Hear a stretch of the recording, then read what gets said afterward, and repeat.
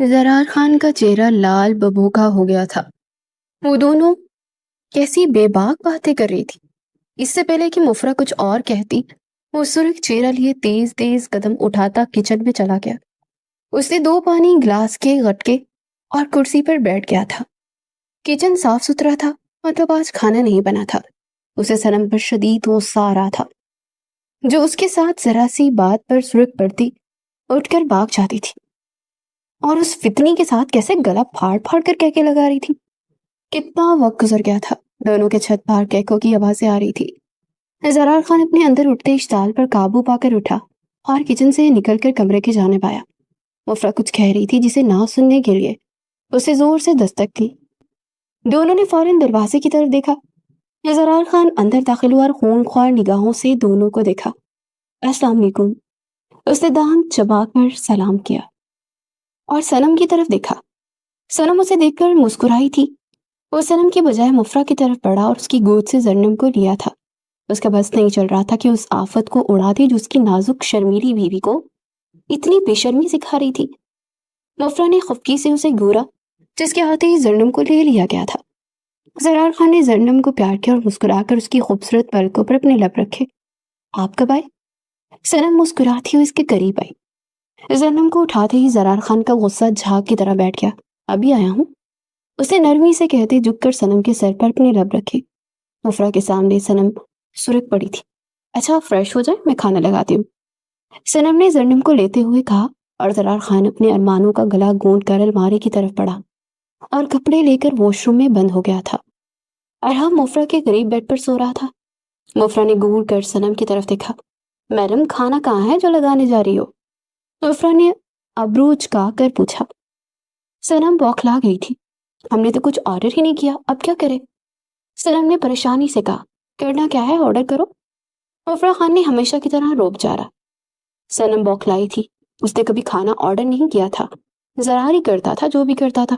مفی میں نے کبھی کوئی آرڈر کیا ہی نہیں، اور نہ ہی زر کو اچھا لگے گا کہ میں کسی سے بات ادھوری چھوڑ چکی تھی۔ مفرہ سر پیٹ کر رہ گئی۔ تم ساری زندگی نہ بڑی نہ ہونا صنم، اسے دانت پیسے تھے۔ صنم نے بے بسی سے اسے دیکھا۔ اچھا میں آرڈر کرتی ہوں۔ اس نے سائڈ ٹیبل سے اپنا فون اٹھایا جو سرے سے ہی مردہ پڑا ہوا تھا۔ اس کو بھی ابھی ہی موت پڑنی تھی۔ وہ فون کی طرف دیکھتے ہوئے غصے سے بولی، چلو ہم جلدی جلدی کچھ بنا لیتے ہیں، صنم نے جلدی سے کہا تھا۔ مفرہ خان نے منہ بسور کر اسے دیکھا۔ اچھا ٹھیک ہے، وہ بے دلی سے بولی تھی۔ صنم نے زرنم کو اٹھایا اور دروازے کی طرف بڑھی تھی۔ مفرہ اپنے پہلو پر ہاتھ رکھتے کراہی تھی۔ صنم نے پریشانی سے اسے دیکھا اور فوراً اس کے قریب آئی تھی۔ مفی کیا ہوا؟ وہ پریشانی سے استفار کر رہی تھی۔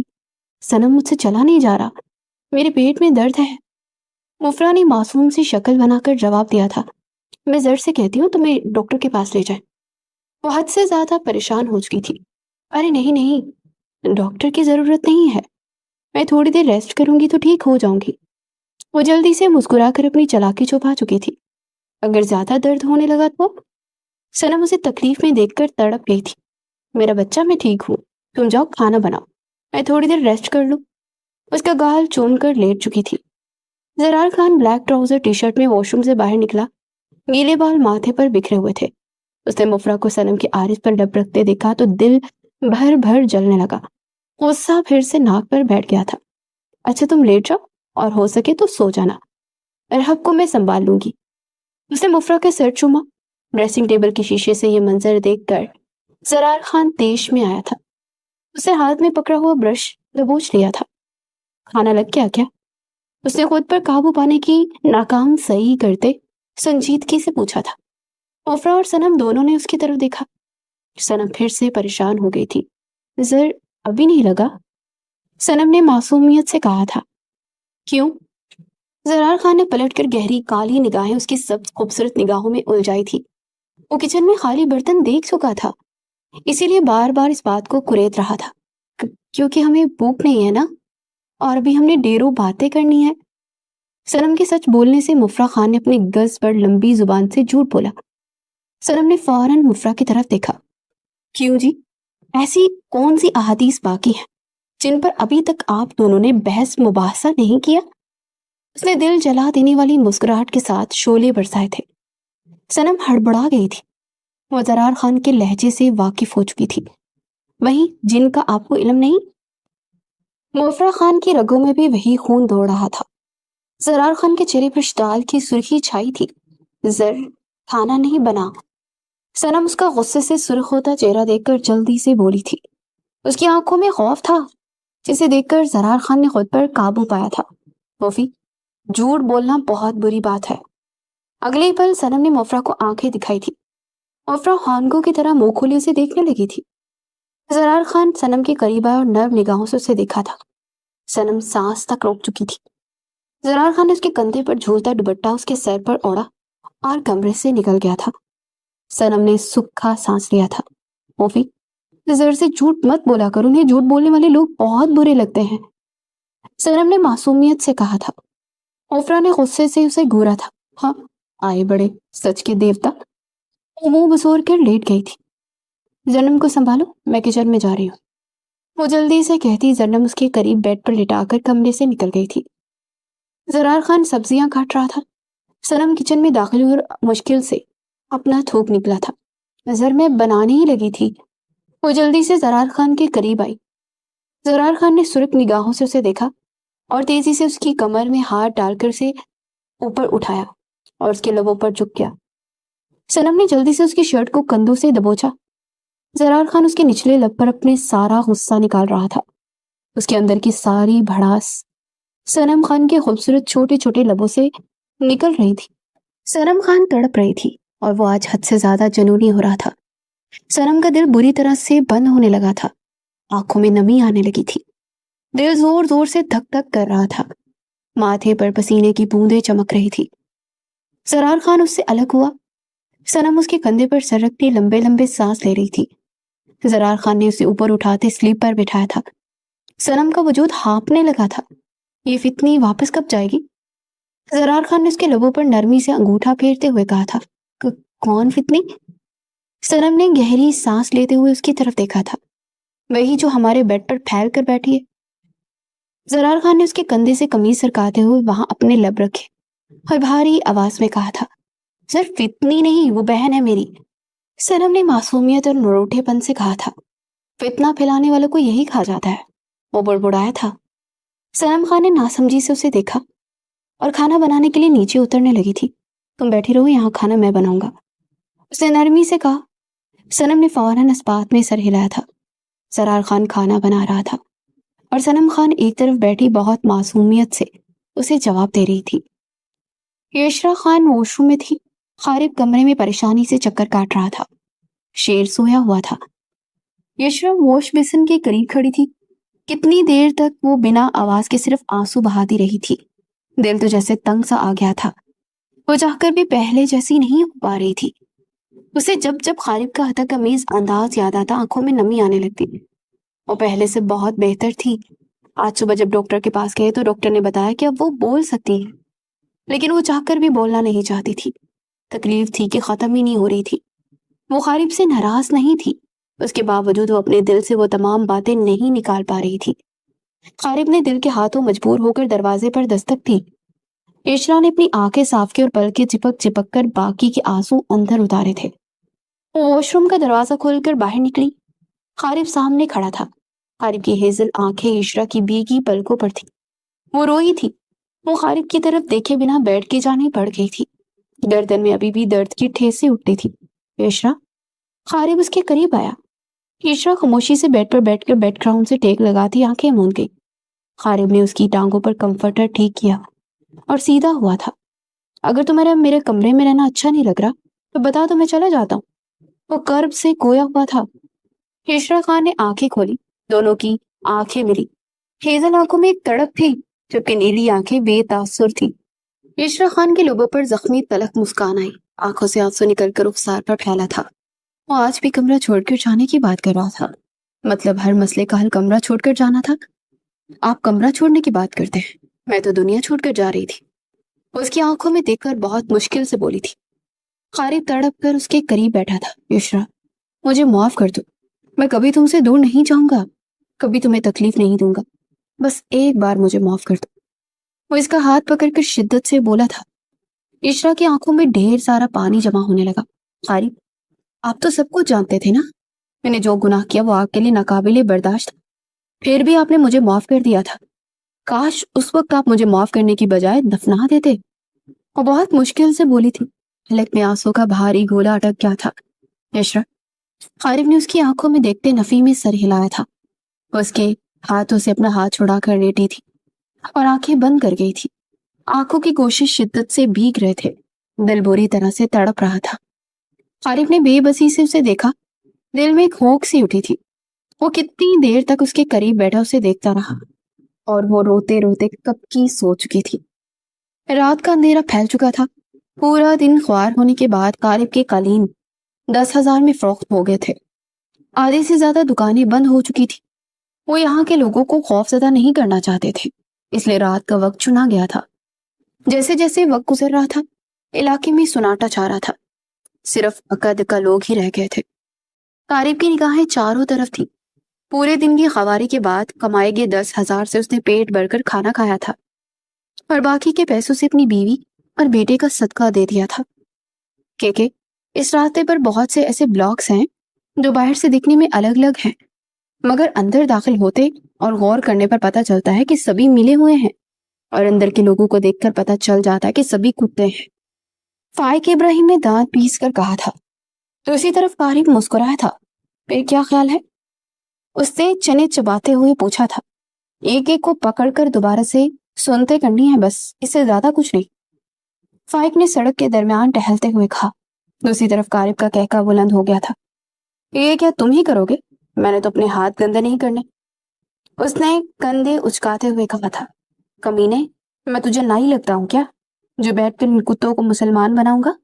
मेरी एक गोली ने इनको दुनिया और आखिरत में खसी ना कर दिया तो कहना। उदान चबा चबा कर कहता कॉल काट गया था। कारिब जोर जोर से हंसने लगा। वो बात करके उल्टा खुद ही भड़क जाता था। कारिब उठा और एक एक चना हुआ हवा में उछाल कर फांक दिया। न जाने एकदम से कहां कहां से पठानी फुराकों में औरतें निकली जिन्हें देखकर कारिब महफूज हुआ था। वो सभी सर सपाट चेहरा लिए उस दरवाजे के सामने गई जहां से ट्रक अंदर दाखिल हुए थे। लकड़ी का बड़ा सा गेट एक ही ब्लास्ट से उड़ा दिया गया था। धमाके की आवाज से अंदर मौजूद हर इंसान हिलकर रह गया था। दरवाजे के पार मौजूद लोग जहन्नुम वसल हो गए थे। अचानक ही अंदर मौजूद लोगों ने हमला कर दिया। तमाम कमांडोस उस पर कहर बनकर टूट पड़े थे। ये वो इलाका था जहां तमाम लड़कियां और ड्रग्स सीधे बाहर के ममालिक से ट्रांसफर किए जाते थे। जो आम की पेटियां अंदर लाई गई थी, उन आमों में बहुत महारत के साथ ड्रग्स बड़े हुए थे ताकि जो भी देखें उसे आम ही लगे। फाइक इब्राहिम और उसके साथ बहुत से जानबाज सिपाही पूरे एरिया को घेरते पकड़कर मजबूत कर रहे थे। गोलियों की आवाज दूर दूर तक लोगों के कानों में सुर की तरह फूंकी जा रही थी। कोई नहीं जानता था कि इस इलाके में कैसे कैसे दरिंदे रहते हैं। बौछार दूसरी तरफ से जारी थी।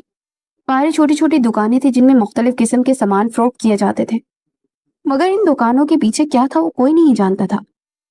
एक हमला फाइक इब्राहिम के सर के ऊपर से गुजरी थी और उसे शिद्दत से महर की याद आई थी। जो सर पर कफन बांध कर निकले थे, अब जीते हैं या मरते हैं ये ऊपर वाला बेहतर जानता था। कारिब हर एक को भूनता जा रहा था और उसकी बीवी 9 महीने उससे दूर रही थी। ये बात उसे मजीद आंख बगुला कर रही थी। जिस कमरे में तमाम लड़कियां और सामान था, उस कमरे के नीचे एक खुफिया सुरंग थी। जैसे ही बाहर से आवाज आई, उन तमाम लड़कियों को मार मार कर तेजी से सुरंग में उतारा गया। सुरंग के आखिरी सिरे से एक बड़ा सा ट्रक खड़ा था। सारी लड़कियों और सामान को ट्रक में भरा गया और तेजी से वहां से निकल गए थे। वो ट्रक उस बड़े से सुरंग से निकलता सीधा मेन रोड पर फराटे बढ़ने लगा था। कोई भी सुरंग के बारे में नहीं जानता था। जैसे ही हमला हुआ था, सुरंग का दूसरा सिरा खोल दिया गया था। 100 से ज्यादा की तादाद में वहां मौजूद कुत्तों को मौत की घाट उतारा गया और जो रह गए थे उन्होंने उस जगह का चप्पा चप्पा छान मारा, लेकिन ना ही वो सामान मिला और ना लड़कियां। एजेंट 120 एक जानबाज सिपाही थे। वो आगे बढ़े और वहां मौजूद आदमियों में से एक के नाव पर पूरी कुवत से मुक्का मारा। वो दर्द से दहाड़ा। कारिब आगे बढ़ा, उसके बाजू पर सुरख जगह पर अपना अंगूठा घुसा दिया। उसके दिलसोज चीखों से दूसरे आदमी खौफ से लड़ गए। अगर तुम लोग चाहते हो कि मैं तुम लोग पर थोड़ा सा रहम खाऊं तो जल्दी से बताओ लड़कियां कहाँ हैं? कारिब ने खून अशाम दरिंदे की मानित सबको घूरते हुए पूछा। हाँ, हमें नहीं पता। ایک نے خوف سے کہا۔ عارف نے اپنا انگوٹھا مزید اس کے بازو میں گھسایا۔ وہ مزید دہاڑے مارنے لگا۔ فائق ابراہیم آگے بڑھا اور اپنی جیب سے نوکیلی چیز نکال کر اس آدمی کا دایاں کان نقصان کر کے ہاتھ میں مسل دیا۔ وہ آدمی درد سے بلبلاتا ہوا دوہرا ہونے لگا تھا۔ 1 منٹ ہے تم لوگوں کے پاس، تم لوگوں کا منہ نہ کھلا تو پھر تم سب کے سب ایسے ہی چھوٹے چھوٹے پیس آپ کے کر دوں گا۔ فائق ابراہیم ہاتھ میں مسئلے کا ان کے سامنے کرتا وہ دانت پیس پیس کر چلایا تھا۔ اس کے ہاتھ میں مسلا ہوا سرخ لتھڑا کان دیکھ کر وہ آدمی تھر تھر کانپنے لگا تھا، جبکہ اس کی اس حرکت پر بہت سے کمانڈوز کا دل خراب ہونے لگا تھا اور پاس کھڑی ایجنٹ کو ابکائیاں آنے لگی تھی۔ اس ٹاکر کے 3 اڈے کوئٹہ میں ہیں، جہاں صرف لڑکیوں کو رکھا جاتا ہے اور وہ خود لاہور میں رہتا ہے۔ ہفتے ایک میں 1-2 بار اس کا چکر لگتا ہے، اس سے زیادہ ہم کچھ نہیں جانتے۔ ایک نے روتے ہوئے کانپتے ہوئے جلدی سے بتایا تھا۔ اس وقت اسٹاکر کہاں ملے گا؟ اس بار عارف نے سوال کیا تھا۔ وہ بزنس میٹنگ کے لیے دبئی میں ہے اور وہیں پر رات کو 400 لڑکیوں کی بولی لگائی جائے گی، ساتھ والا جلدی سے بولا تھا۔ یہ سن کر سب ہل کر رہ گئے۔ عارف نے خون خوار نگاہوں سے سب کی طرف دیکھا۔ خلاص کرواؤ ان کتوں کو۔ عارف اٹھ کر تیزی سے باہر کی جانب پڑا تھا۔ فائق ابراہیم نے آگے بڑھ کر ایک کے منہ میں بس ڈال دی تھی اور اسے چھلنی چھلنی کر دیا تھا، اور دیکھتے ہی دیکھتے ہر ایک کا دوسرے سے بڑا انجام کر دیا تھا۔ ہر ایک کی موت عبرتناک تھی۔ زارون، روبیشہ چیخی تھی۔ زارون جو کچن میں کھڑا کافی بنا رہا تھا، اسے چیخنے پر حواس بھاگتا ہوتا تیزی سے کمرے میں آیا۔ روبیشہ کمرے کے وسط میں کھڑی تھی، چہرہ غصے سے لال پلا ہو رہا تھا۔ روبی، پریشانی سے پکارتا ہوا اس کے قریب آیا۔ روبیشہ خونخوار نگاہوں سے اسے دیکھ رہی تھی۔ یہ سب کیا ہے؟ وہ بیڈ کی طرف اشارہ کرتے غصے سے چلائی تھی۔ کیا ہے؟ زارون نے ناسمجھی سے بیڈ کی جانب دیکھا تھا۔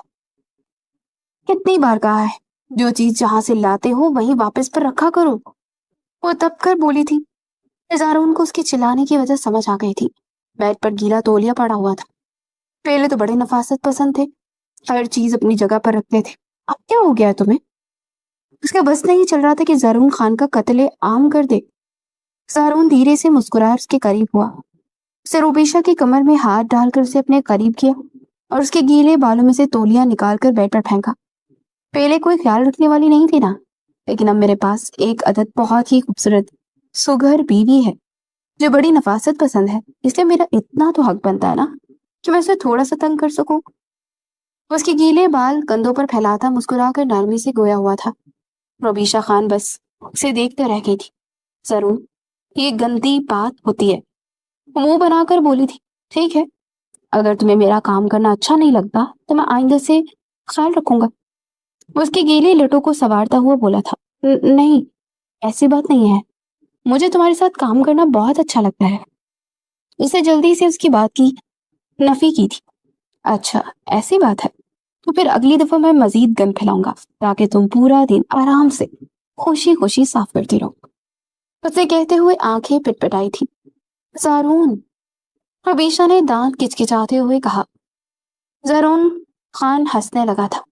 آج تمہیں آفس نہیں جانا؟ روبیشہ اس کی نگاہیں اپنے لبوں پر دیکھ کر جلدی سے بولی تھی۔ میڈم، لگتا ہے آپ کی یادداشت کمزور ہے۔ اسے روبیشہ کے لبوں پر لب ٹکرائے تھے۔ اور ایسا کیوں لگتا ہے؟ اسے دانت پیسے تھے کیونکہ میں نے رات میں آپ کو بتایا تھا نا کہ صبح سنڈے ہے اور کل کا پورا دن آپ میری باہوں میں رہیں گی۔ اسے روبیشہ کی شہرت پر دانت کاڑے۔ روبیشہ خان سر پٹائی تھی۔ توبہ کرو زارون، پوری رات تم نے ایک پل کے لیے بھی چین نہیں لینے دیا تھا اور اب بھی تمہارا ٹھڑک پن ابل ابل کر باہر آ رہا ہے۔ وہ روحانسی ہوتی ہوئی بولی تھی۔ کبھی سوچا تھا کہ میں اندر سے اتنا ڈارک رومانس رکھنے والا بندہ ہوں؟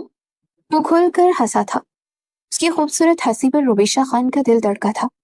میں ایسی گندی باتیں نہیں سوچتی، یہ سوچیں تمہیں ہی مبارک۔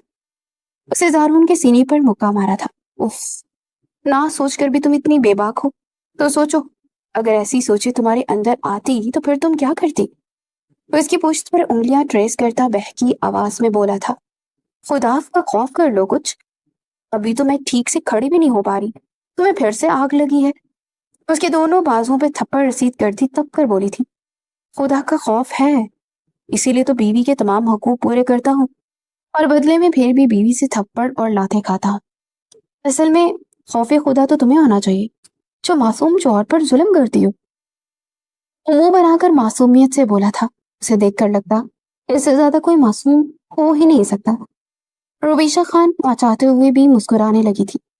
یہ معصوم شوہر ایسی حرکتیں ہی کیوں کرتا ہے جس پہ بیوی کو تھپڑ مکوں اور لاتوں کا استعمال کرنا پڑے. اسے زارون خان کے گلے میں باہیں حمائل کرتے ہوئے مسکرا کر کہا تھا. معصوم شوہر کو کیا پتا کیا کرنا ہے اور کیا نہیں. یہ تو ہٹلر بیوی کا حق بنتا ہے نا کہ اسے پیار سے بتائے سمجھائے. اس کی گیلی زلفوں سے کھیلتا ہوا معصومیت کی انتہا کر رہا تھا. رومانس کیسے کرنا ہے یہ معصوم شوہر کا تو بڑا پتا ہے. روبیشہ نے گور کر اسے دیکھا تھا. زارون خان کسیانی ہنسی ہنسنے لگا تھا. بیوی خوبصورت اور ادائیں دکھانے والی ہو تو معصوم شوہر کو سب کچھ آ جاتا ہے. وہ اس کے لبوں پر شدت سے بوسہ دے کر مسکرایا تھا. روبیشہ نے اسے گھورا اور اگلی پل ہنستے ہوئے اس کے سینے پر سر رکھ گئی تھی. زارون خان نے اس کے سر پر اپنے لب رکھے تھے. زارون. روبیشہ نے نرمی سے پکارا تھا. جی میری خوبصورت ہٹلر جان. مزید اسے اپنے ساتھ بھیج دیا تھا. زندگی کتنی خوبصورت ہے نا. اس نے یہ الفاظ کہتے دل ہی دل میں خدا کا شکر ادا کیا تھا جس نے اس کی زندگی میں اتنا خوبصورت مرد لکھا تھا. زندگی تب خوبصورت ہوتی ہے جب ہم سفر خوبصورت اور محبت کرنے والا ہو. زارون خان کو اپنی زندگی کے پچھلے سال یاد آئے تھے جس میں دن سرد پن اور راتیں تڑپ میں گزر جاتی تھی. اس کی بات پر روبیشہ خان نے اس کی پشت پر دونوں ہاتھ جماتے آنکھیں موند لی تھی. آدھی رات گزر چکی تھی. مفرہ اور سنم بیڈ پر پھیلی ادھر ادھر کی باتیں کر رہی تھی. خالد نے مفرہ کو سختی سے کہا تھا کہ وہ زرار اور سنم سے اپنی گمشدگی کی کوئی بات نہ کرے اور نہ ہی یشرا کے بارے میں کچھ بتائے. زینب بیبی کارٹ میں سو رہی تھی اور ارحب مفرہ کی گود میں آنکھیں پھاڑ پھاڑ کر ہر طرف دیکھ رہا تھا. زرار خان لاؤنج میں صوفے پر بیٹھا لیپ ٹاپ پر میلز چیک کر رہا تھا. زرون نے وہاں کا سارا بزنس بہت اچھے سے سنبھال لیا تھا. میلز چیک کرتے اس کی آنکھوں میں ایک الگ ہی چمک تھی. زرنم سو رہی تھی اس لیے سنم اور مفرہ کے پھٹے اسپیکر قابو میں تھے. زرار خان نے دیوار گیر گھڑی کی طرف دیکھا. رات کے 1 بج رہے تھے اور وہ میڈم ابھی تک ان کے روم میں ڈیرا جمائے بیٹھی ہوئی تھی. زرار خان لیپ ٹاپ بند کرتا کتنی دیر تک صوفے کی پشت سے ٹیک لگائے بیٹھا رہا. پھر اٹھا اور لیپ ٹاپ اٹھائے دروازہ ناک کرتا کمرے میں داخل ہوا. اس نے دیش میں دانت پیسے تھے.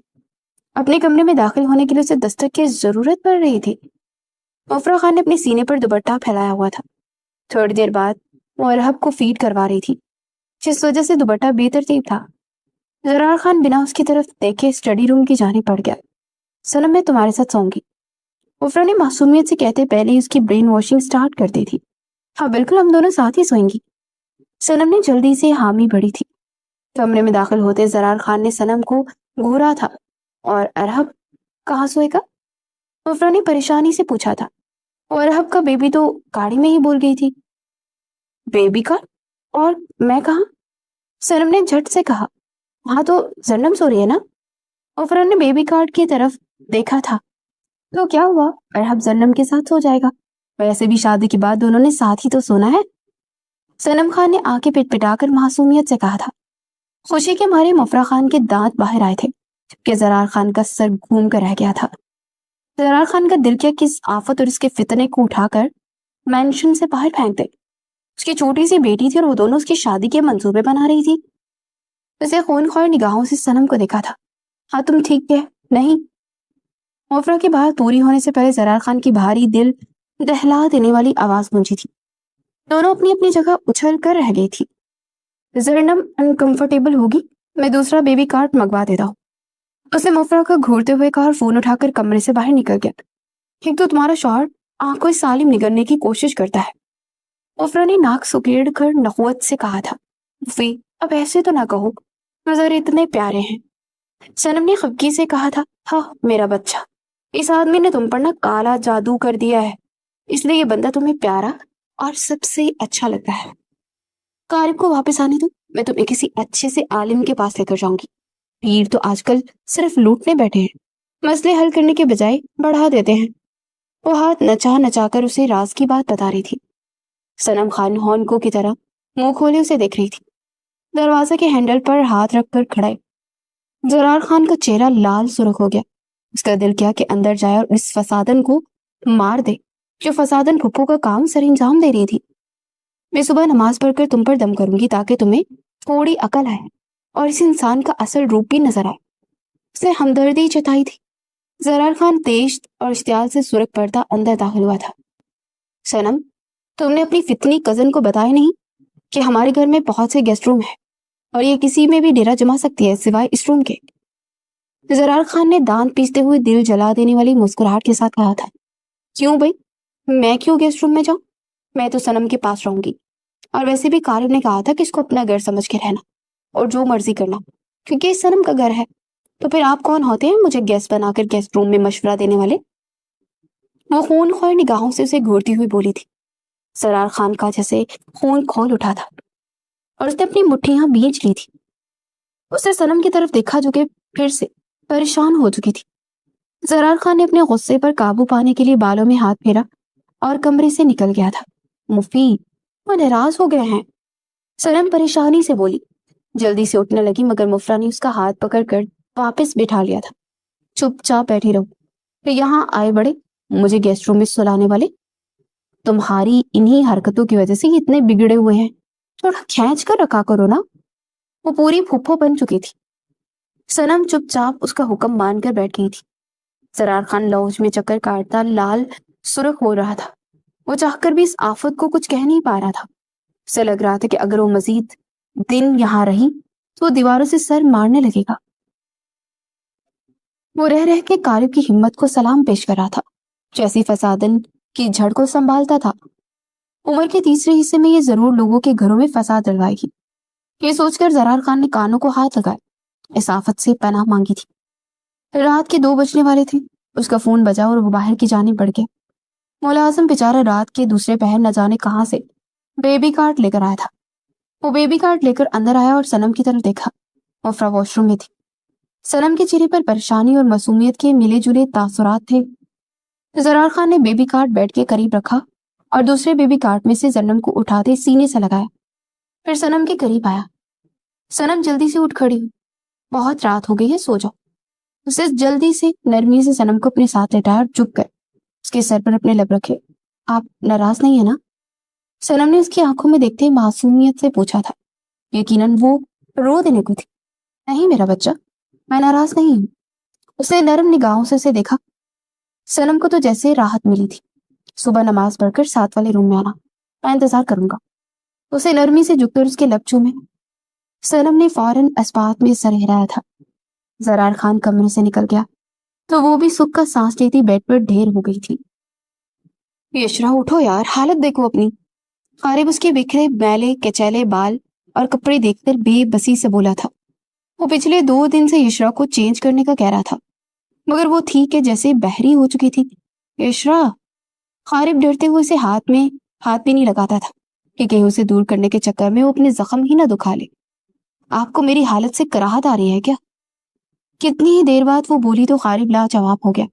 وہ ہر وقت صاف ستھری نکھری سکی رہتی تھی اور اسے اس حالت میں دیکھنا چاہتا تھا۔ غلط باتیں کیوں سوچتی ہو؟ وہ بے بسی کی انتہا پر تھا۔ پلیز قارب، مجھے میرے حال پر چھوڑ دیں۔ میں جو ہوں جیسی ہوں مجھے اس حال میں چھوڑ دے بس۔ آج وہ بھی اس کے سامنے اپنے دونوں ہاتھ جوڑ چکی تھی۔ آنکھوں میں آنسو آنے لگے تھے۔ قارب کمرے سے باہر گیا ہوا تھا۔ فرحت بیگم شیر کو دیکھنے کمرے میں آئی اور اپنی زبان کا زہر اگل کر اسے پھر سے سوئی پر لٹکا چکی تھی۔ یشرا، میں نے تمہیں چھوڑنے کے لیے تم سے شادی نہیں کی تھی۔ میں ایک بار تمہیں اکیلا چھوڑ کر غلطی کر چکا ہوں، اب نہیں کروں گا، وہ تڑپ کر بولا تھا۔ یشرا نے اس کی آنکھوں میں دیکھا تھا۔ میں آپ کی طرح بے حس نہیں ہوں قارب، میں صرف اتنا کہوں گی کہ مجھے اکیلے رہنا ہے، وہ سرد لہجے میں کہتی آنکھیں بند کر گئی تھی۔ قارب خان کا دل کرچی کرچی ہوا تھا، اس کے دل کو ٹھیس پہنچی تھی۔ آج تک اس کی قربت میں رہنے کی باتیں کرتی تھی اور آج تنہائی میں رہنے کی بات کر رہی تھی۔ اس نے اٹھ کر کمرے میں مکمل طور پر اندھیرا کیا اور جا کر صوفے پر لیٹ گیا۔ وہ حق پر تھی، اس کی ناراضگی بجا تھی۔ وہ غلطی کر کے اس پر شرمندہ تھی اور اس کا خمیازہ بھی بھگت چکی تھی۔ قارب کو صرف یہ ڈر تھا کہ اس کی بیوی کا نام نہ اچھالا جائے، کوئی یہ نہ کہے کہ اس کی بیوی کا کسی دوسرے مرد کے ساتھ تعلق تھا۔ اس بات کو دبانے کے لیے وہ ہر سچ چھپا گیا تھا۔ इशरा अंधेरे में आंखें खोले बिना आवाज के आंसू बहा रही थी। बोलते हुए उसके गले में बहुत दर्द होता था। उसे अपने जिंदा बच जाने पर अफसोस था। इतने दिनों से उसने शेर को छुआ तक नहीं था। वो तड़प रही थी। फिर जब खारिब का रवैया, उसकी बातें याद आती, वो शेर की तरफ देखना तक छोड़ देती थी। वो दिन शेर भूखा रहता और खारिब ने उसे फीड नहीं करवाने दिया था। क्या उसने कभी चाहा था कि इसकी वजह से सनम की जिंदगी खराब हो? नहीं, उसने ऐसा कभी नहीं चाहा था। तुम्हारा काला करतूत की वजह से हमारा खान साहब भी मर गया। तुम पर अल्लाह का अजाब तक ना आया। दिन में फरहत बेगम के बोले के अल्फाज याद करते उसके लबों से दबी दबी हिचके निकली थी। ठीक ही तो कह रही थी वो। ना वो अलमीर के साथ ताल्लुक रखती, ना सनम के साथ वो सब कुछ होता, और ना वो घर से भागती, और ना ही बाबा पैरालाइज होते। उसने अपने लबों पर हाथ रखा था। बड़े बाबा के बारे में ख्याल आते उसका दिल किया कि जोर जोर से रोए। उसकी हिचकियों के पर खारिब ने उठकर लाइट्स ऑन की। इशरा ने जल्दी से आंखें बंद करके सांस रोक ली थी। खारिब कितनी देर तक खड़ा उसे देखता रहा। उसका चेहरा आंसू से तर था। वो रो रही थी। खारिब ने डिम लाइट ऑन की और बेड के करीब आया था। वो बेड की दूसरी जानिब लेटा और नजरें इशरा के भीगे चेहरे पर टिका दी थी। इशरा, आंखों में आए आंसू अंदर उतारोगी तो वो जहर बन जाएंगे। मुझसे बात नहीं करनी तो मत करो, मगर अपने अंदर इतने आंसू ना उतारो कि वो जहर बन जाए। उसे अपनी हिचकियों पर काबू पाते देखकर उसके करीब हुआ था। इशरा की आंखें हनूज बंद थी। चेहरे पर शदीद अजियत थी। खारिब ने बहुत नरमी से अपने लबों से उसके चेहरे पर कतरे चुने थे। रात का तीसरा पहर था। कमरे में गहरी खामोशी थी। खारिब का सुलगता लम्स इशरा खान पर सुकून तारी कर रहा था। खारिब रात देर तक उसका चेहरा देखता रहा। वो एक बार पहले भी अपनी जान लेने की कोशिश कर चुकी थी, और इस बार तो उसने खारिब की जान ले ली थी। खारिब ने उसका हाथ पकड़कर लबों से लगाया और अपनी आंखें मूंद ली थी। रात 9 बजे सारा अमला प्राइवेट जेट के जरिए दुबई की सरहदों में दाखिल हो गया था। रात का दूसरा पहर जारी था। वो लोग बहुत खामोशी से होटल में दाखिल हुए थे। सभी वेटर्स के हुलिये में अंदर दाखिल हुए थे। वहां मौजूद हर शख्स बेनकाब था, मगर स्टेज पर खड़े शख्स के चेहरे पर मास्क था जो सबसे अलग अलग था। वो एक तरफ खड़ी लड़कियों की तरफ इशारा करता, हंस हंस कर कुछ कह रहा था। कारिब खान एक पल में समझ गया कि वो कौन है। वो हाथ में पकड़ा ट्रे लेकर आहिस्ता आहिस्ता स्टेज के करीब जाने लगा था। वो सब पूरी तरह से वहां फैल चुके थे। फाइक इब्राहिम की आंखों के सामने बार बार मेहरोज का जख्मी बाजू आता। उसका बस नहीं चल रहा था कि एक ही बार में सबको भून कर रख दे। उसका खून खौल रहा था। कारिब जैसे स्टेज के करीब पहुंचा, स्टॉकर का फोन बजने लगा। उसने फोन निकालकर कान से लगाया, और दूसरी तरफ से मिलने वाली खबर ने उसका रंग फक कर दिया। उसने वहां मौजूद लोगों पर नजरें धुराई। उसके माथे पर पसीने की बूंदें चमकने लगी थी। उसने जल्दी से मास्क ऊपर को किया और कॉल काटी। कारिब उसकी आंखों में खौफ देखकर समझ गया कि उसकी आमद की खुशखबरी सुना दी गई है। वो गहरा मुस्कुराया और अपनी पैंट की जेब से पिस्टल निकालकर ट्रे के नीचे करते स्टॉकर की टांग पर वार किया। साइलेंस की आवाज नहीं आई थी, मगर स्टॉकर के दिलखराश चीख ने सबको हिलाकर रख दिया। कारिब के शूट करने की देर थी कि वो सभी वहां मौजूद एक एक इंसान पर कहर बनकर टूट पड़े थे। एकदम से फिजा में चीखों की आवाजें गूंजने लगी। हर कोई अपनी अपनी जान बचाने के लिए जाए फरार का रास्ता ढूंढ रहा था। लड़कियां चीखने लगी थी। कारिब ट्रे फेंककर तेजी से भागता स्टेज पर चढ़ा और स्टॉकर को गर्दन से दबोचा। उसने स्टॉकर किंग के मुंह पर बेतरबे कई मुक्के बरसाए और मास्क नोच कर उतारा। स्टॉकर किंग का चेहरा देखकर कारिब खान सदमे में चला गया। आंखें बेयकीनी से फट गई। स्टॉकर किंग कोई और नहीं, आबिद लगारी था। बिजनेस की दुनिया में 5वें नंबर पर राज करने वाला आबिद लगारी। शादी के बाद जब कारिब हदायतुल्लाह खान के साथ इस्लामाबाद मीटिंग संभाल रहा था, उस दौरान उसने बहुत सी मीटिंग आबिद लगारी के साथ की थी। आबिद लगारी लाहौर का रहाइश वजीर था और वो बहुत शरीफ इंसान था, मगर आज उसकी हकीकत जानकर कारिब खान दंग रह गया था। उसे आबिद लगारी के पेट में जोर जोर से घुटने मारे और वो दर्द से दोहरा होने लगा। 1 घंटे बाद अंदर अंदर वहां का नक्शा बदल गया। हर तरफ सुर्ख नदियां बह रही थी। कोई नहीं जानता था कि आज की रात किसके लिए आखिरी होगी और कौन यहाँ से जिंदा बाहर जाएगा। फाइक इब्राहिम फतह पाने पर स्टेज की तरफ देखता मुस्कुराया। चंद कदम के फासले पर ढेर आदमी ने उठकर यकदम हमले किए थे। सबसे पहले हमला फाइक इब्राहिम की पोस्ट में पेवस्त हुआ था। उसे जोरदार झटका लगा। लबों से हिचकी निकली, आंखें कारिब खान पर टिकी। कितने ही कमांडोज पलटे उस आदमी को छलनी कर चुके थे। फाइक इब्राहिम घुटनों के बल नीचे गिरा। आंखों के सामने महरोश का चेहरा आया था। उसने फर्श पर दोनों हाथ जमाए। आंखों के सामने आर्यान का चेहरा आया था। कारिब खान स्टॉकर को पीट रहा था कि अचानक से उसकी नजर सामने फाइक पर पड़ी। फाइक इब्राहिम फर्श पर ढेर हो गया था। उसके गिर्द सभी जमा हो गए थे। फाइक। कारिब खान के कदमों तले से जमीन निकल गई। वो स्टॉकर को छोड़कर फाइक की तरफ भागा। फाइक। फाइक को लथपथ देखकर वो दहाड़ा था। उसका वजूद जल्जलों की जद में था। वो गिरने किसी अंदाज में उसके करीब बैठा था। फाइक। कारिब खान ने कांपते हाथों से उससे कहा। उसने फाइक इब्राहिम का चेहरा थपथपाया। फाइक इब्राहिम ने आंखें घुमाकर कारिब की तरफ देखा था। मेहर से कहना कि वो रोई नहीं। मैं उससे बहुत प्यार करता हूँ। वो बहुत मुश्किल से दबी दबी आवाज में मुस्कुरा कर बोला था। बकवास बंद करो, मुंह तोड़ दूंगा मैं तेरा। कारिब खान ने तड़प कर कहा और उसे बाहों में उठाए बाहर भागा था। होटल के बाहर मीडिया की लातादाद भीड़ जमा थी। कारिब खान चीख चीख कर सबको हटाता गाड़ी में बैठा था और फाइक इब्राहिम को लेकर निकल गया था। कुछ देर के बाद अंदर से लातादाद जहांबाज सिपाही निकले जो स्टॉकर को कुत्ते की तरह घसीट कर बाहर लाए थे। उनके साथ बहुत सी मासूम बच्चियां भी थी। मेरोश होश उनका लाख तोड़कर बाहर निकली तो आर्यान अपनी पुप्पो के पास था। मेरोश ने तेजी से कमरे का दरवाजा खोलना चाहा जो बाहर से लॉक था। मम्मा, हम ना कोई है, दरवाजा खोले। वो जोर जोर से दरवाजा पीटने लगी। सॉरी भाभी, जब तक भाई नहीं आएंगे ये दरवाजा बंद रहेगा, ये भाई का हुक्म है। बाहर से हमना की आवाज गूंजी थी। तुम्हारे भाई की तो मैं। खोलो दरवाजा, उसने तड़क कर कहा था। ना जी, मैं नहीं खोलने वाली। भाई ने वादा किया है कि अगर मैंने आपको रूम से बाहर ना आने दिया तो मुझे अलग से गाड़ी दिलाएंगे। 17 साल फाइक इब्राहिम की बहन हमना इब्राहिम ने खुशी से कहा था। दूसरी तरफ महरोज का दिल बैठ रहा था। हमना मेरा बच्चा, दरवाजा खोलो, वादा करती हूँ मैं तुम्हें खुद गाड़ी लेकर दूंगी और तुम्हें अकेले बाहर भी जाने दिया करूंगी। महरोज ने उसे लालच दिया था। कुछ देर के लिए हमना जैसे सोच में पड़ गई। नहीं भाभी, अपने पहले भाई से डील डन कर चुकी हूँ मैं। उसे मासूमियत से जवाब दिया था। मेरोज का दिल किया कि अपने बाल नोच ले। फाइक, उसे दांत पीसे थे।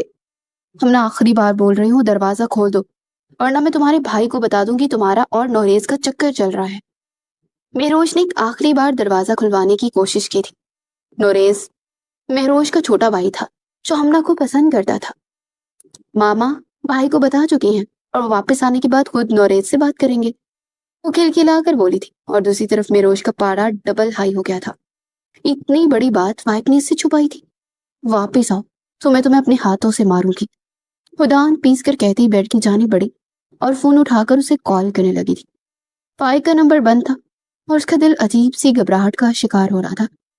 वो हर एक को कॉल कर रही थी मगर जवाब मौसूल ना हुआ। उसने हेडक्वार्टर में कॉल की जहां से मालूम हुआ कि वो रात से दुबई जा चुके हैं। आज पहला मिशन था जिसमें मेहरोज फाइक इब्राहिम नहीं बल्कि हर मिशन में वो दोनों साथ साथ होते थे। आज मेहरोज को फाइक इब्राहिम की तड़प का एहसास हो रहा था।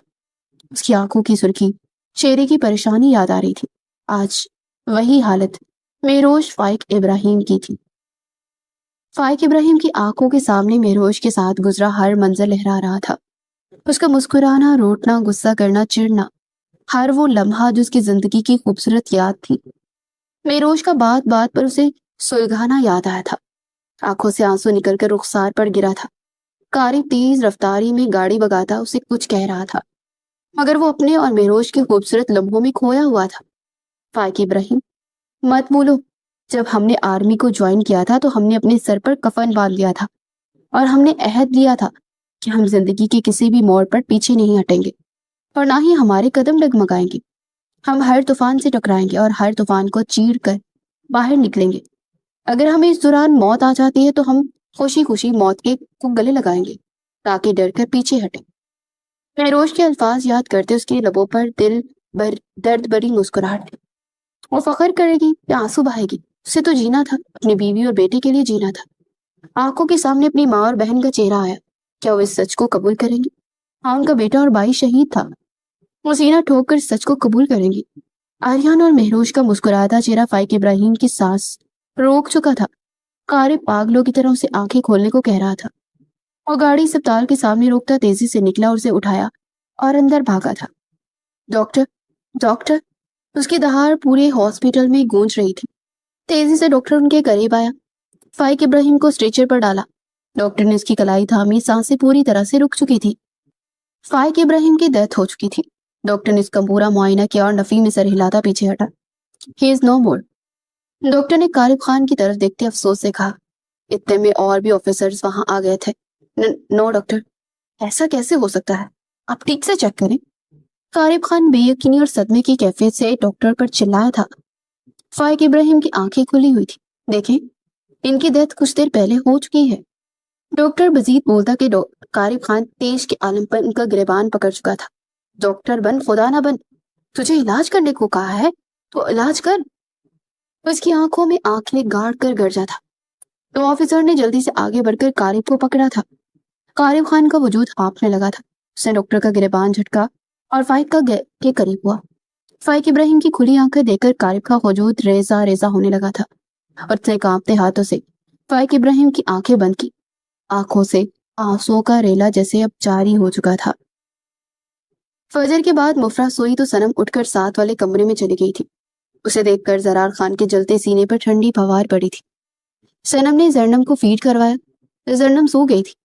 زرار خان نے اسے اپنی پناہوں میں قید کر لیا۔ 7 بجے کے بعد مشکل سے تو راہی دی تھی۔ صنم اٹھ کر کمرے میں آئی تو مفرح خان ارہب کو فیڈ کرواتی تیکھی نظروں سے اسے گور رہی تھی۔ صنم سٹ پٹا گئی تھی۔ وہ دھڑکتے دل کے ساتھ کپڑے لیتی واش روم میں گھس گئی تھی۔ دونوں کے درمیان حد سے زیادہ بے تکلفی تھی۔ پھر بھی صنم کو عجیب سی شرم آ رہی تھی۔ وہ شاور لے کر باہر نکلی۔ مفرح ارہب کو سلاتی سلاتی خود بھی سو چکی تھی۔ صنم نے سکھ کا سانس لیا اور زرار خان کے کپڑے لے کر کمرے سے نکل گئی تھی اور ساتھ والے کمرے میں داخل ہوئی۔ زرار خان ابھی تک نیم دراز تھا۔ زر، آپ کے کپڑے؟ اسے بیٹھ کے کنارے زرار کے کپڑے درکتے ہوئے سے پکارا تھا۔ صنم، زرار خان نے اسے پکارا۔ صنم نے سوالیہ نگاہوں سے اسے دیکھا۔ یہاں آؤ۔ اسے نرمی سے اسے اپنے پاس بلایا۔ صنم چلتی ہوئی اس کے قریب آئی۔ زرار خان نے اس کا ہاتھ پکڑ کر اسے اپنے قریب کرنا چاہا تو چپل اتارتی اس کے بازو پر سر رکھ کر لیٹ گئی تھی۔ صنم، جو ہماری پرائیویٹ باتیں ہوتی ہیں نا، وہ کسی سے بھی شیئر نہ کیا کرو۔ زرار خان نے اس کے گیلے بالوں سے تولیے سے آزاد کرتے اس کی خوبصورت ریشم جیسے بال اپنے بازو پر پھیلائے تھے۔ پرائیویٹ باتیں میں تو کسی سے نہیں کرتی، اسے پرسوچ انداز میں کہا تھا۔ میرا بچہ جب سے جھوٹ بول رہا ہے پھر سے۔ زرار خان نے اس کا چہرہ اپنے چہرے کے قریب کیا اور اس کی ناک اپنے دانتوں میں دبا کر چھوڑی تھی۔ سچ میں زر، میں کسی سے ہماری پرائیویٹ باتیں نہیں کر رہی شیر۔ وہ اسے اپنی بات کا یقین دلانے لگی تھی۔ اس کی آنکھوں میں بھی اس کے سچے ہونے کا پتہ دے رہی تھی۔ مفرح خان کسی تھوڑی تھی نا، وہ تو صنم خان کا دل تھی۔ اچھا ٹھیک ہے، مان لیتا ہوں، لیکن آئندہ کبھی بھی تم مفرح کو ہماری پرسنل باتیں نہیں بتاؤ گی۔ اسے مفرح پر زور دیا تھا۔ صنم خان نے چونک کر اس کی طرف دیکھا۔ میں نے مفرح کو ہماری کوئی پرسنل بات نہیں بتائی۔ وہ پھر سے اپنی بات کا یقین دلانے لگی۔ زرار خان بات کر کے پچھتا رہا تھا۔ اچھا، وہ ڈائن سو رہی ہے یا جاگ رہی ہے؟ زرار خان نے بات کو ختم کرنا ہی بہتر سمجھا تھا۔ زر، بہن ہے وہ میری۔ صنم چڑ کر بولی۔ بہن لفظ پر زرار خان کے دل کو کچھ ہوا تھا۔ بہن تو وہ اس کی بھی تھی۔ شاید اسی رشتے کی وجہ سے وہ پورے حق سے اس کے کمرے میں ڈیرا جما کر بیٹھی ہوئی تھی۔ کام تو اس کے سارے چڑیلوں والے ہیں نا؟ ہاں، بربرایا تھا۔ کیا کہا؟ صنم نے حیرت سے پوچھا۔ کچھ نہیں، میں شاور لے لوں، تم جلدی سے ناشتہ بنا، پھر مل کر ناشتہ کریں گے۔ اور مفرح کے اٹھنے سے پہلے ایک رومانٹک سا ناشتہ کرنا چاہتا تھا۔ صنم جی اچھا کہتی اٹھ کر کمرے سے نکل گئی اور زرار خان شاور لینے لگا تھا۔ صنم خان نے گرما گرم ناشتہ ٹیبل پر لگایا۔ مفرح ڈائننگ ٹیبل پر بیٹھی بڑے مزے سے کڑوی کھسیلی کافی کی گھونٹ بڑھ رہی تھی۔ صنم مفرح کے ساتھ والی کرسی پر جم کر بیٹھ گئی تھی۔ زرار خان شاور لے کر آفس کے لیے تیار ہوتا کمرے سے باہر نکلا۔ جیسے اس کی نگاہیں ڈائننگ ٹیبل پر بیٹھی مفرح پر پڑی، اس کا حلق کڑوا ہو گیا۔ صنم اسے دیکھ کر جلدی سے اٹھ کھڑی ہوئی تھی۔ زرار خان دانت پیس کرنا چاہتے ہوئے بھی آگے بڑھ کر سربراہی کرسی پر بیٹھ گیا تھا۔ مفرح خان نے ایک نظر اسے دیکھا اور نخوت سے سر چٹک کر کافی پینے لگی تھی۔ زرار خان نے جوس کا گلاس بھرا۔ اس کی نظر صنم کے ہاتھ میں پکڑے مگ پر پڑی۔ وہ خالی پیٹ کافی کی چسکیاں لے رہی تھی۔ صنم، کتنی بار کہا ہے بریک فاسٹ سے کچھ دیر بعد کافی پی لیا کرو۔ زرار خان نے صنم کے ہاتھ سے کافی کا مگ لے کر اسے ڈپٹا تھا۔ مفرح ہڑبڑا گئی تھی۔ اسے لگا قارب آ گیا ہے۔ وہ بھی اسے خالی پیٹ کافی نہیں پینے دیتا تھا۔ اسے جلدی سے اپنا مگ اٹھا کر نیچے کیا۔ اگر مستقل بیڈ ریسٹ کا ارادہ ہے تو شوق سے پیتی رہے، اگر زندگی سے ذرا سی بھی محبت ہے تو کپ ٹیبل پر رکھ دے۔ اور بریڈ پر جیم لگا تھا سنجیدگی سے بولا تھا۔ مفرح خان تو منہ کھولے اسے دیکھتے رہ گئی۔ وہ بالکل قاری کی طرح بات کر رہا تھا، صرف آپ جناب کا فرق تھا۔ سوری۔ پہلی بار مفرح خان نے معصومیت سے سر جھٹکا اور معذرت کی۔ سرار خان کو شدید حیرت کا جھٹکا لگا، مگر اس نے ظاہر نہیں ہونے دیا تھا۔ آپ کا واپس کب جانے کا ارادہ ہے؟ سرار خان نے نیپکن سے ہاتھ صاف کرتے مفرح کی طرف دیکھا۔ مفرح خان نے گھور کر اسے دیکھا اور دانت پیس کر مسکرائی۔ کیوں؟ آپ کو میرے یہاں رہنے پر ڈل آ رہا ہے یا گورنمنٹ آپ پر ٹیکس لاگو کر دے گی؟ اس نے دل جلا دینے والی مسکراہٹ زرار خان کی طرف اچھالی تھی۔ زرار خان کلس کر رہ گیا تھا۔ وہ ناشتہ کر کے اٹھا۔ اس کا ارادہ آفس جانے کا تھا، مگر وہ اپنی معصوم بیوی کو اس فسادن کے پاس اکیلا چھوڑ کر نہیں جانا چاہتا تھا۔ وہ واپسی پر پتہ چلتا کہ اس نے نئے سرے سے صنم کے چھوٹے سے دماغ میں خناس پڑ دیا ہے۔ وہ لاؤنج میں صوفے پہ بیٹھا اور ٹی وی آن کر لیا۔ اس نے ریموٹ اٹھایا اور چینل تبدیل کرنے لگا۔ نیوز چینل پر لگاتے ہی اس کا فون بجنے لگا اور فون کی طرف متوجہ ہو گیا۔ مفرح صنم کی کسی بات پر ہنستی ہوئی اٹھی اور ہاتھ میں جوس کا گلاس تھا۔ ایک دم اس کی نظر سامنے اسکرین پر پڑی۔ آنکھیں پھٹی کی پھٹی رہ گئی۔ ہاتھ سے گلاس چھوٹ کر فرش پر گرا۔ صنم اور زرار نے ایک ساتھ چونک کر اس کی طرف دیکھا۔ مفرح کا وجود خوف سے لرزنے لگا، چہرے کا رنگ فک ہو گیا۔ مفرح؟ صنم خان جلدی سے اٹھ کر اس کے قریب آئی اور خوفزدہ نگاہوں سے اسکرین کی طرف دیکھا۔ زرار خان اس کی حالت دیکھ کر حیران رہ گیا۔ مفرح کا سر چکرانے لگا اور اس نے اپنا سر اپنے ہاتھوں میں تھام لیا۔ مفرح؟ صنم نے جلدی سے اسے سہارا دے کر کرسی پہ بٹھایا۔ زرار خان خود بھی قابو کھوتا جلدی سے مفرح کے قریب آیا تھا۔ مفی، کیا ہوا ہے؟ صنم خان اس کی غیر ہوتی حالت دیکھ کر پریشان ہو گئی تھی۔ مفرح؟ زرار خان اس کے چہرے کو بدلتے رنگ دیکھ کر خود پر بھی اختیار کھوتا اس کے قریب اور اس کا چہرہ ہاتھوں کے پیالے میں لیا تھا۔ بچے؟ مفرح کی غیر ہوتی حالت دیکھ کر زرار خان گھٹنوں کے بل فرش پر بیٹھا اور اس کے قریب بیٹھا تھا۔ مفرح خان کی نگاہیں اسکرین پر جمی تھی۔ اس کا وجود پسینے میں بھیگتا یا ٹھنڈا ہو چکا تھا۔ زرار خان نے اس کی نظروں کے تعاقب میں دیکھا۔ اسکرین پر نظر آتے چہرے کو دیکھ کر زرار خان کا وجود زلزلوں کی زد میں آ گیا تھا۔ مفرح تھڑ تھڑ کانپ رہی تھی اور اس کے خوف کی وجہ اسکرین پر نظر آتا چہرہ تھا، وہ چہرہ جو زرار خان کی بربادی کا سبب تھا۔ مفرح کون ہے وہ؟ زرار خان نے اسے کندھوں سے پکڑ کر سختی سے پوچھا۔ مفرح خان کچھ بھی بولنے کے لیے قابو میں نہیں تھی۔ مفی، بتاؤ مجھے، وہ کون ہے وہ انسان؟ اس نے مفرح خان کو جھنجھوڑا۔ مفرح خان نے زرار خان کی طرف دیکھا اور لبوں سے ہچکی نکلی۔ اس نے مجھے کڈنیپ، وہ لرزتی ہوئی بہت مشکل سے بولی تھی۔ اس کی آدھی ادھوری بات سن کر زرار خان کے سر پر جیسے پہاڑ ٹوٹ پڑے تھے۔ اس کی آنکھیں سرخ ہو گئی تھی، پورے وجود میں شرارے پھوٹنے لگے تھے۔ مفرح خان کا چہرہ پسینہ پسینہ ہو گیا تھا۔ زرار خان نے جلدی سے اٹھ کر پانی کا گلاس بھرا اور مفرح کے لبوں سے لگایا۔ مفرح خان نے ایک ہی گھونٹ میں پورا گلاس خالی کر دیا تھا۔ اب بتاؤ کیا ہوا تھا؟ زرار خان پھر سے اس کا چہرہ ہاتھوں کے پیالوں میں لیے بیٹھا تھا۔ مفرح نے صنم کی طرف دیکھا اور قارب سے وعدہ کر کے آئی تھی کہ ان سے متعلق کوئی بھی بات نہیں کرے گی۔ جب بابا کی ڈیتھ ہوئی تھی تو اسی وقت مفی کڈنیپ ہو گئی تھی۔ پورے 9 مہینے بعد ارحب کی پیدائش کے وقت ہمیں واپس ملی تھی۔ صنم نے اس کے کندھے پر ہاتھ رکھتے روتے ہوئے بتایا تھا۔ زرار خان کا دماغ دھک سے اڑا تھا۔ مفرح 9 مہینے اس شیطان کی قید میں رہی؟ یہ خیال ہی سبحان روح تھا۔ قارب وہ کس کام سے؟ اسکرین پر سٹاکر کا زخمی چہرہ دیکھ کر مفرح کو قارب کا وہ کام یاد آیا جس کے لیے وہ کیا تھا۔ اسے کانوں میں وہ حملے کی بوچھار، خون خرابہ، منشا کی موت، کیا منظر یاد آیا تھا۔ قارب؟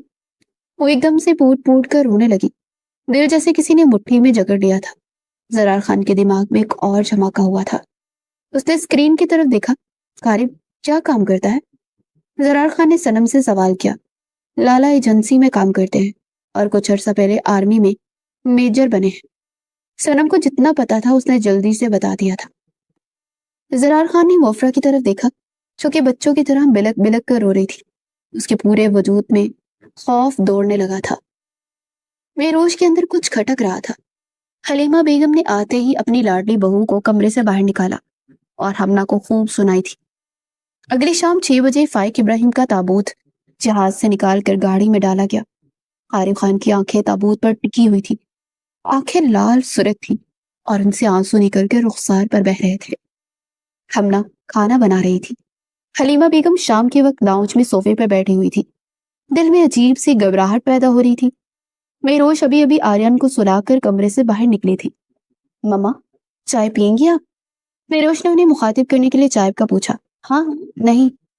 حلیمہ بیگم نے چونک کر اسے دیکھا اور پھر نرمی سے نفی میں سر ہلایا. گھر کے سامنے ایک کھلا بہت بڑا میدان تھا جہاں لاتعداد گاڑیاں آ کر رکی. ارد گرد کے لوگ وہاں جمع ہونے لگے. آرمی کی لاتعداد گاڑیاں دیکھ کر ہر کوئی حیران تھا. لوگوں کی بھیڑ بڑھتی جا رہی تھی. مہروش فائق ابراہیم اپنی ساس کے قریب بیٹھی. اتنے میں باہر دروازے پر گھنٹی بجی تھی. مہروش کا دل بھی سختہ دھڑکا تھا. اسے لگا فائق آ گیا ہے، میں دیکھتی ہوں. وہ حلیمہ بیگم سے کہتی جلدی سے اٹھی اور باہر کی طرف بڑھی. اس نے گیٹ کھولا اور سامنے آرمی آفیسر کھڑا تھا. اس نے اپنے پروفیشنل انداز میں مہروش فائق ابراہیم کو سلیوٹ کیا. بدلے میں مہروش نے بھی انہیں سلیوٹ کیا تھا. انہیں دیکھ کر ہی مہروش کے دل کی دنیا ہل کر رہ گئی تھی. وہ دروازے سے باہر نکلی. ہر طرف بھیڑ ہی بھیڑ تھی. کیپٹن مہروش فائق ابراہیم کے شوہر کیپٹن فائق ابراہیم شہید ہو گئے ہیں. وہ دونوں آرمی میں تھے. یہ بات صرف مہروش اور فائق کے گھر والوں کو معلوم تھی. وہ آرمی میں کیپٹن کے عہدے پر فائز ہونے کے ساتھ ساتھ خفیہ ایجنسی سے تعلق رکھتے تھے. اسے دیکھ کر تمام آفیسر نے اسے سلیوٹ کیا. وہ ایک بہادر عورت تھی. سامنے سے گاڑی آ رہی تھی جس میں فائق ابراہیم کا تابوت تھا اور مہروش فائق ابراہیم سڑک کے وسط میں کھڑی بے یقینی سے اس گاڑی کی طرف دیکھنے لگی تھی.